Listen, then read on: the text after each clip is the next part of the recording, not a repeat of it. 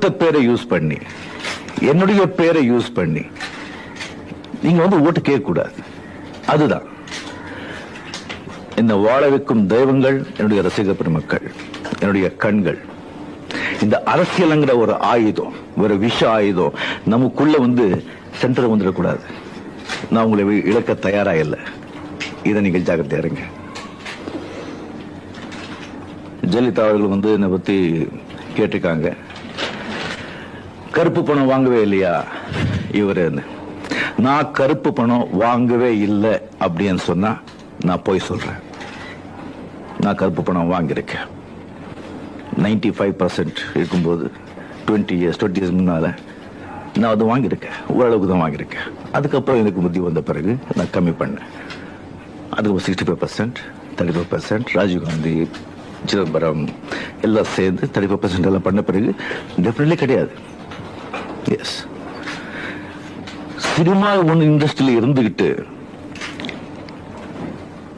Cinema industry பத்தி தெரிஞ்சிருந்து இந்த கருப்பு பணத்தை பத்தி அந்த கேள்வி எழுப்பிருக்காங்க செல்வி ஜெயலலிதா அவர்கள். இதனால எவ்வளவு கீழ்த்தரமா அவர் போயிட்டு இருக்காருன்னு சொன்னா, இந்த மாதிரி ஒருத்தர் இவ்வளவு பெரிய ஒரு ஏடிஎம்கே, இவ்வளவு பெரிய ஒரு பார்ட்டி, அதுக்கு ஒரு தலைமையை தாங்கியிருக்காங்க சொன்னா, எனக்கு எப்படி என்னுடைய ரசிகர்கள் பாதி பேர் ஏடிஎம்கே இருக்காங்க, அது எப்படி அவங்க செய்திருக்காங்க எனக்கு தெரியாது. அண்ட் ஃபெரா நோ, எந்த கேஸும் கிடையாது. இப்போ கூட the highest taxpayer in cinema industry among artists is the only Rajinikanth. The record is there in income tax department. She can refer it.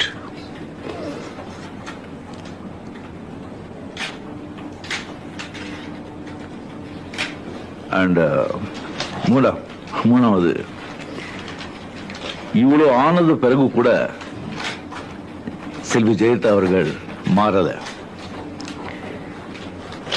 இப்போ மாறாதவர், நான் இப்போ சொல்றேன், இனிமே அவங்க வாழ்க்கையில மாற மாட்டாங்க.